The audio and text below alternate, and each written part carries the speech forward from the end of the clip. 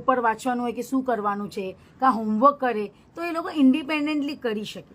સો આ ગ્રામરમાં બહુ હેલ્પ કરે છે. Secondly comprehension. What is comprehension? કે એમાં આખું પેસેજ વાંચવાનું હોય અને પછી પેસેજમાંથી જ આન્સર શોધવાના હોય. હવે લિટરેચરમાં પણ એક ક્વેશ્ચન આન્સર કરે છે, પણ એ ક્વેશ્ચન આન્સર અને જે કોમ્પ્રિહેન્શનના ક્વેશ્ચન આન્સર છે એ બંને બહુ અલગ છે અને આન્સર કરવાની રીત બહુ અલગ છે. સો અમે લોકોએ કોમ્પ્રિહેન્શન પર એવરી ક્લાસમાં કરાવીએ છીએ. તો એમાં ફોનિક્સના બધા રૂલ્સ અપ્લાય થાય અને પછી એ લોકો આન્સર ગોતીને લખે તો આન્સર કેમ ફ્રેમ કરવાનું, કેમ લખવાનું, અને બીજી બી એક્સરસાઇઝીસ હોય, સિનોનિમ એન્ટોનિમ કાં ગોતવાનું હોય, કાં લાસ્ટ કે કોકવાર એવું ક્વેશ્ચન હોય કે તમારા વ્યૂઝ લખવાના હોય, તો તમે શું કેવી રીતે એક્સપ્રેસ કરી શકો પોતાની પ્રોપરલી, એ બધું બી અમે કરાવીએ છીએ. So this is one part of the English enrichment programme. Then we come to creative writing. So vocabulary